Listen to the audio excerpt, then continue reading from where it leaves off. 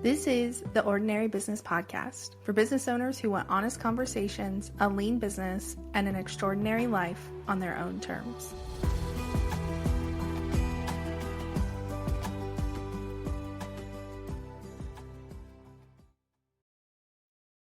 Maddy, what's the most ordinary, random thing that people know you for online? There are a couple things. So the first is definitely Alani, as we were talking about before this call. Alani Nu, the energy drink. Also libraries, which is a fun one. Fit checks, like showing your outfit, doing like a little moment. And then hot pink. Oh, yes. Yeah. I don't think I have caught on to the libraries thing yet. Obviously, like I follow you on Instagram. But yeah, you have the Alani. Mine is Diet Dr. Pepper. We're both caffeine fanatics, I guess. But we are talking today about like building friendships online, connecting with people online, which I love. Like I have some really deep friendships. And of course, I'm like always meeting new people. Like we kind of became friends, I think, this year? Yes. Last year? This year? Yeah. So we're going to talk about that. But before we do, can you introduce yourself and tell us about what you do? Absolutely. So I'm Maddy Aucoin. I'm a website copywriter and messaging strategist, and I work with cool professionals. So that's all the business owners and entrepreneurs who describe themselves as like not your average blank or like the cool blank, you know, kind of giving Regina George, like I'm not your average mom, I'm your cool mom. And I live near Toronto, Canada. Fun. So when we were talking about you coming on and talking about this, you mentioned that you are an extrovert, but that you also have social anxiety, and I do too. So I'm curious how that shows up for you and like, especially either online or in person, like meeting people. It's very funny because people are always very surprised to learn this about me, and people are probably surprised to learn that about you too, because you can't tell, right? Like I feel like we both show up in a way where people are just like, what do you mean? Because you can't tell. But I really have to force myself to put myself out there and to talk to people. Obviously, it's easier on platforms like Instagram and Threads, which is where we connected. And I love people, and I get so energized by being around people, but a huge part of me is just like, I don't want to do this. Like, I'm scared. Like, I don't want to do it. Like, even getting on Zoom calls, I'm so excited to chat with people. But like 4 hours before, I'm just like, I'm so stressed. Like, I don't want to do this. Like, what if? Like, all those kinds of like thoughts. And I went to an in-person event actually the other night. And when I purchased my ticket, I was like, okay, this is going to be great. And then leading up to it for days, I was just like, I don't want to go. I don't want to go. Like the entire drive, I was like, I really don't want to go. Like, what if I just don't go? And then I walked in and was like, oh, I'm really nervous to be here. And then it ended up being so great and so energizing. And I knew a handful of people there and just, it was great. But I'm always nervous at first and always just like so anxious about like the possibilities of what it can be and having to really force myself. And so one of the things that I do every time is I always ask people questions because people want to talk about themselves or like the things that they're interested in, their work. And so when you're like genuinely interested in other people's things and you want to like talk to them more, it takes the pressure off you. And then also they have that like affinity in their brain of like, oh, this person is interested in me. They like the things that I'm doing. Clearly they care. So it like builds both of those while also giving you the space to kind of just like ease into the interaction a little bit and to make me feel like a little bit more comfortable. And then I can kind of slowly talk about myself as they like ask. Yes. Do you go with the like, oh, hey, like, what do you do or where are you from? Or do you skip that and you're asking fun questions? Yeah. So one thing that I always do, especially with in person, is I will always try to find something to like compliment someone on. Like the other day I saw someone's sweater and I was like, I love your sweater. And then she was like, oh, like, thanks. Actually, this person told me to talk to you because you're like really good at what you do. And I was like, wow, okay, that conversation probably wouldn't have started if I wouldn't have complimented her on the thing that she was wearing.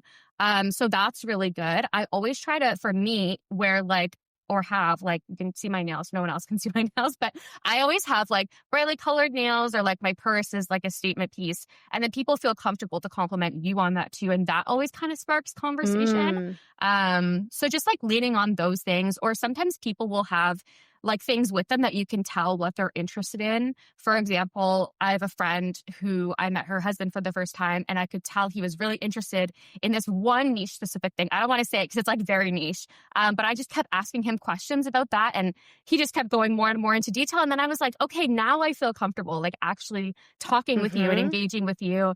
And we got to do it while learning more about you and the thing that you were excited about. So like bonding over those things, I feel like is so helpful. So like always just finding like a physical thing. Or of course, like if you have a friend, you could be like, oh, like my friend over there was talking about this. What do you think about this thing? All those kinds of things. Yeah. Just finding something in common or that you could like comment on. Yes, I do this. I've realized as you were talking, I do this a little bit when I'm doing like coffee chats on Zoom. And so it'll either be like, oh, I love your sweater, or I try to find something in the background. Like, I'll be, Ooh. I'll be like, when we hopped on, I almost was like, oh, that's a really cute picture of you and your husband. Like, because I can see it behind you. And then we just started talking about Alani. So, like, I always try to find, like, oh, like, your books or, like, the thing on your wall or just, like, and for me, like, my office is painted, and I have noticed ever since I painted my office, it gets a lot of comments. And it's, like, people are like, "Oh, like, that's so cool. Like, your office is so colorful," or, something like that. So, I don't know. I guess the advice right now is either wear a very colorful sweater or paint your office. Find that thing like for yourself. And I feel like I need to take this advice from my office. My office is so boring and I want it to be more fun to like match who I am as a person. But yeah, just finding that thing that you can like talk about that you like either both have in common or like that statement of like wherever you are is just such like an easy, and people love compliments. Yes, I love that.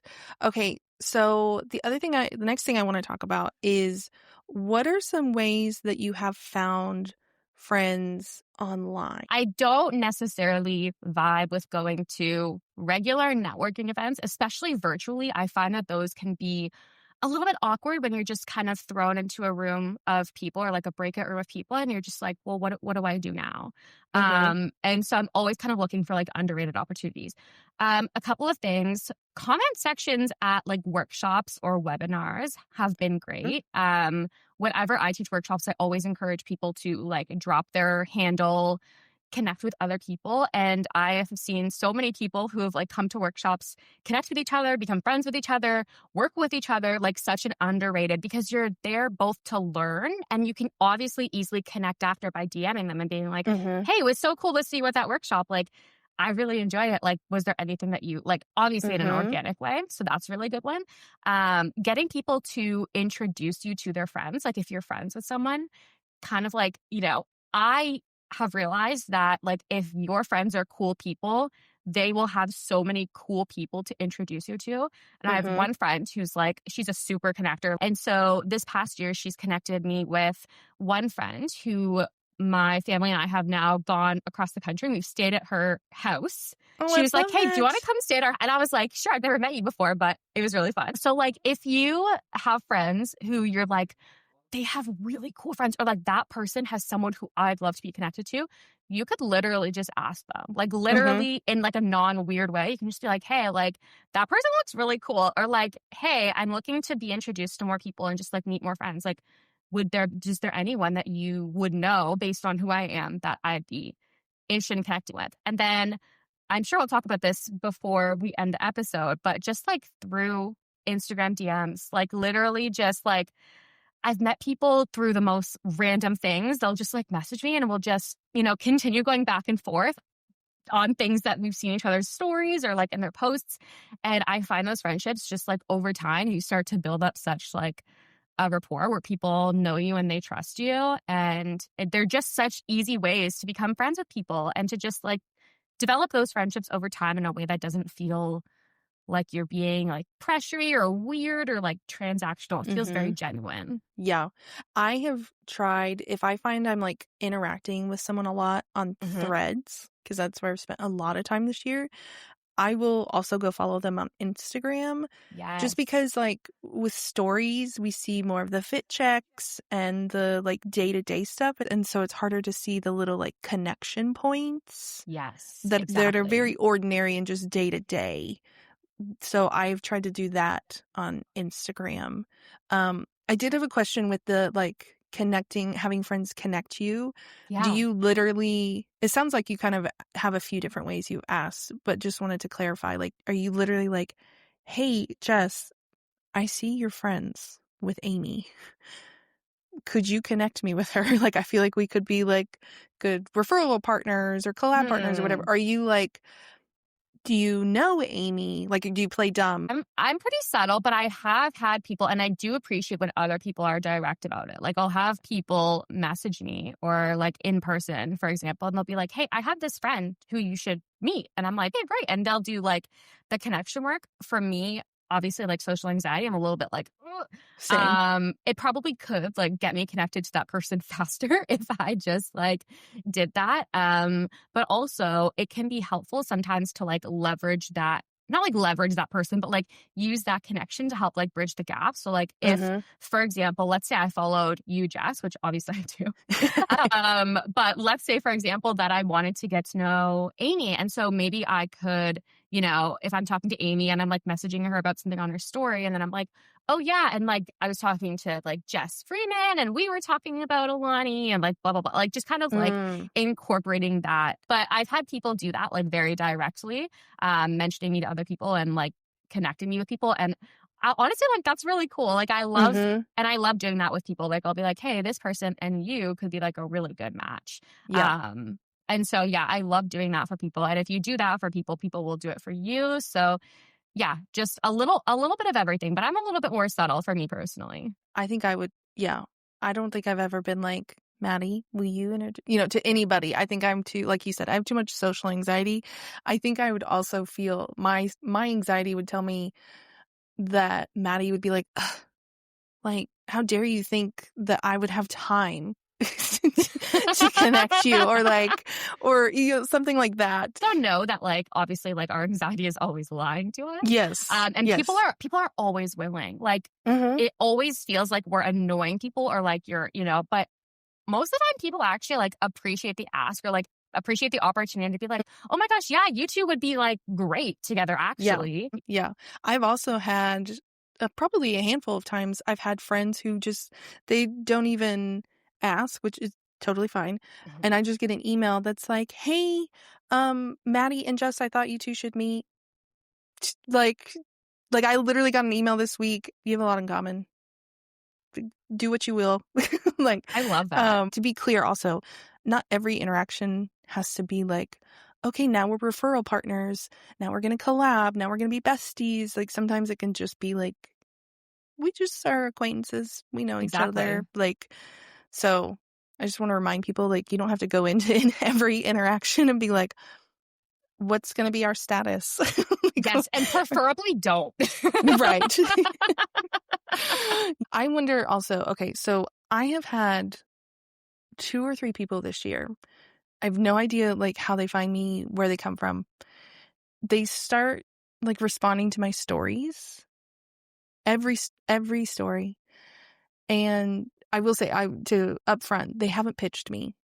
So like it's not there, I've had that, but like it's not leading to it, but it's just like but it feels weird because they're like every single story, and it's not just like cute, great. They're like, oh, interesting. What are your thoughts on that? It's always like a question. They're like dialogue, and I'm not against dialogue, but when it's every single story or like every single day they're doing, I'm like, am I on a spreadsheet for you? Like, yes, probably. Is this like check in with Jess?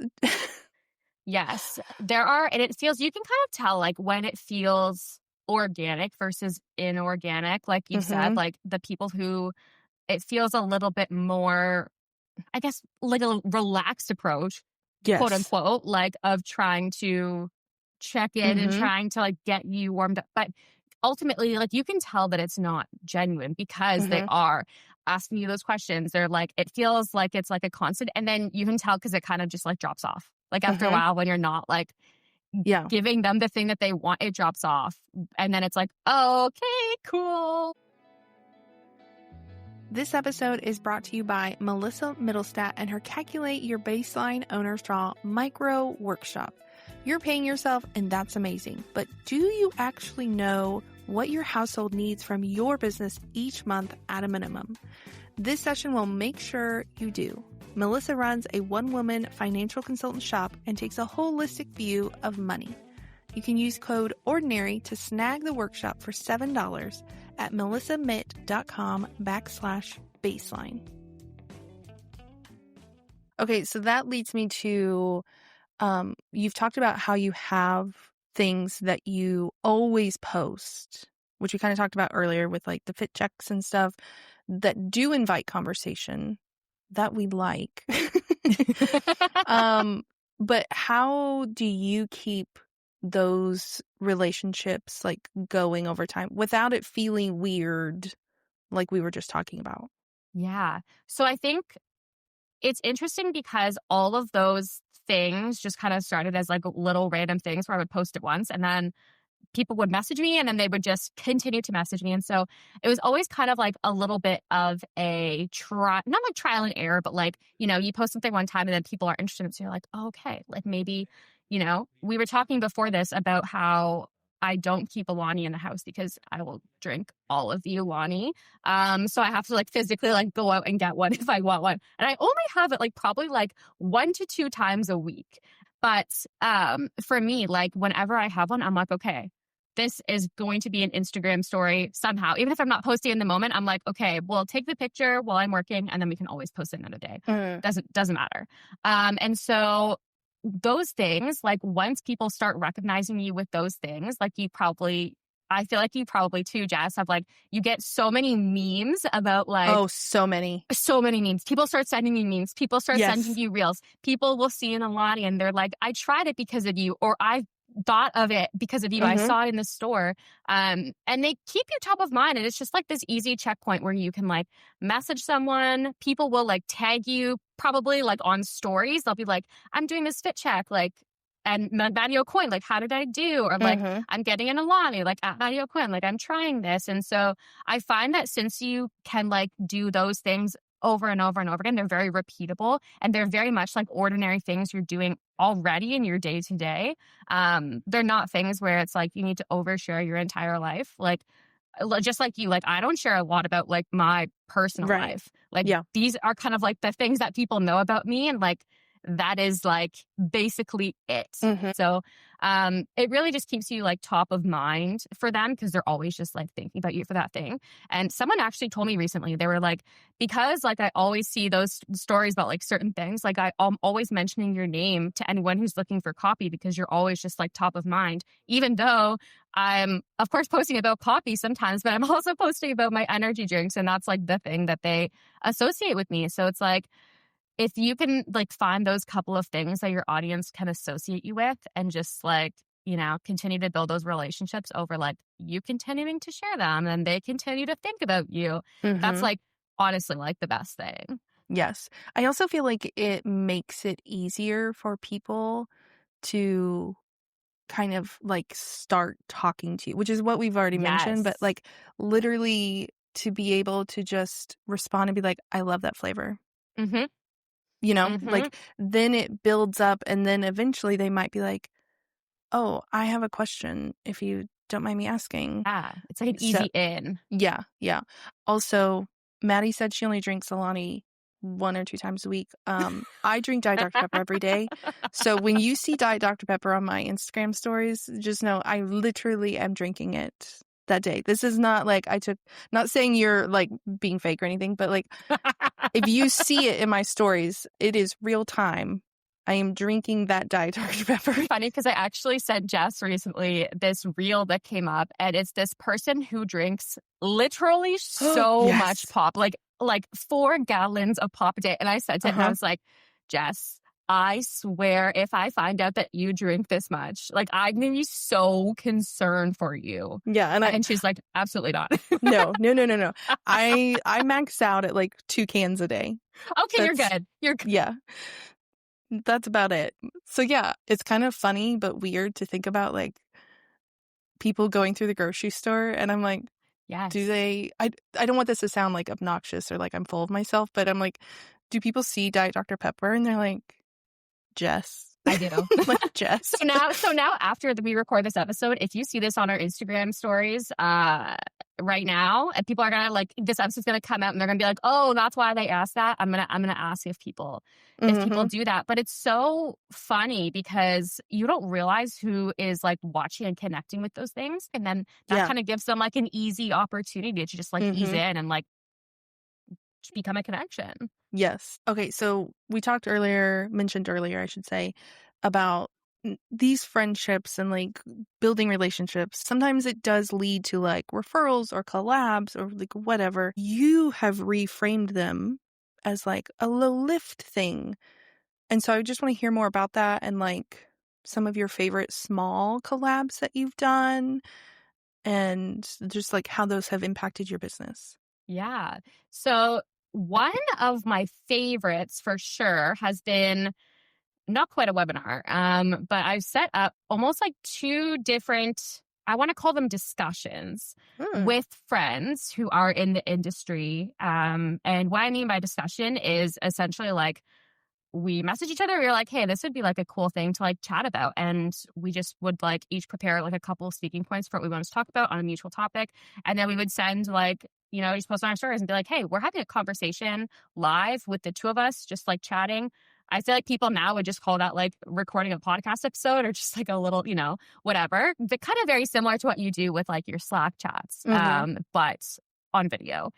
And so, super easy. Like one was about how to recognize red flag clients and like where to go to talk about client issues, because one of the things that we've noticed in the industry is that it's so common to like go on social media and like rant about your clients. Like, yes, client issues are real, but like that's destroying your reputation. So like, how can you do that safely? And then another one earlier this year was talking about like options for marketing that didn't feel like high pressure or icky or transactional. And what was really great about this is that a lot of people aren't really creating spaces where people can just like show up and like talk candidly about a topic in like the comment section or like in the chat, where it's kind of like you feel like you're actually like all participating. And so just like creating these spaces where people felt like so seen and so heard and felt like they could share their thoughts was really, really great.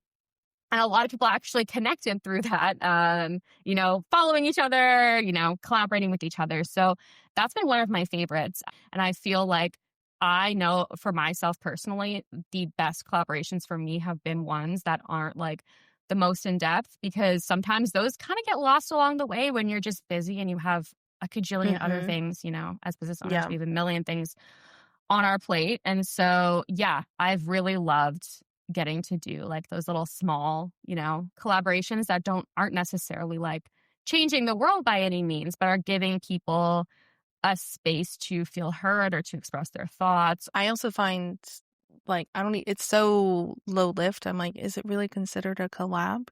Is just email swaps, like whether it's like you're writing to each other's list or even just, I sent out an email to several like business friends last week and was like, if you want to do an email swap, either like the whole email or we literally just like link to each other somewhere in like our weekly newsletter, just like, oh, you should check out this person.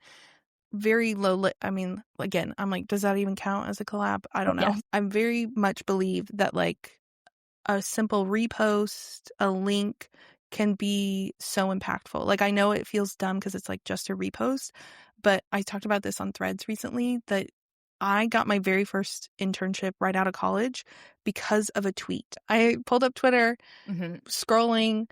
I had started following some Atlanta people because I knew I was moving to Atlanta. And this person had retweeted and like an internship thing. I saw it, applied. Like this person, I don't even think they know. Like I never, because I didn't know that person. I was just following them. Like that's why the whole reason that I got the internship, because I saw a tweet. Yeah. And then that has had such a ripple effect into my other jobs, now my husband's job. Like literally the reason, I mean, he didn't get the job because I was an intern. That had very little to do with it. But like that's how we found that place. That's the whole reason I have good health insurance, is because like that's crazy.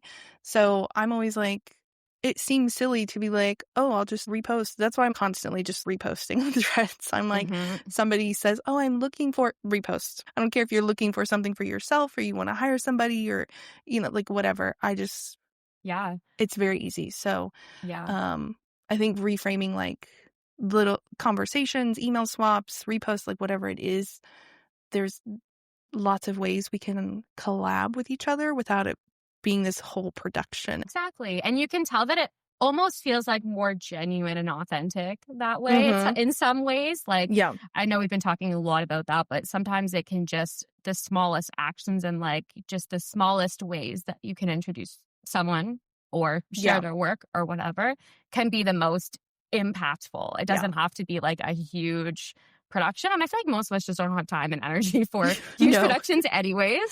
So yeah. But thank you so much for coming and just chatting about this and giving us some ideas of like how to connect with people. But where can we connect with you online and learn more about what you do? Come over to Instagram because that's where I am always on Instagram and Threads at by Maddy Aucoin. And you can always find me on my website at bymaddyaucoin.com. Awesome. I will link that in the show notes, but thank you for being here. Thanks for having me.